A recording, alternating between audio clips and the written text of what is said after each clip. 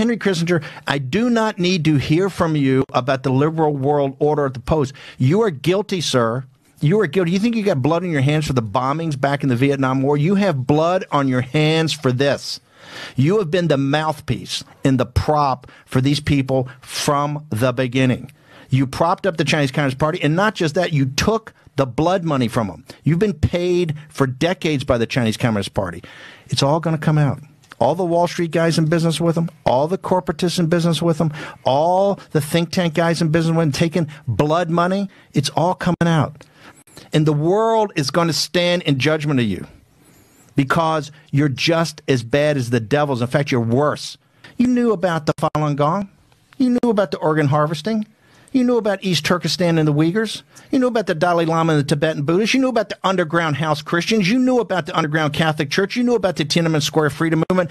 Every person in China that's ever fought for freedom you knew about.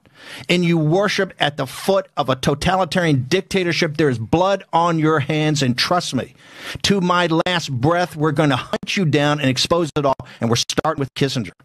That outrageous, we don't care what you've got to say about the liberal order. Okay? All the death and destruction is because you kowtowed these people and you put on a nice front. There's blood on your hands, sir. And what you should do is come before the American people and the people in the world and say, I apologize. I was wrong. I took money from them and I ran interference for them. Okay? And yet you come up with this crap? You make me sick. And everybody that supports you makes me sick. All of you phony think tank guys that have taken their money, they're guilty.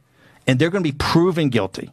And we have the facts of what they're guilty. And that doesn't even say if it's a biological weapon or came out of the lab. If that happens, and this is not racist, we fight for the freedom of the Chinese people. It's the Chinese people who have borne the brunt of these devils.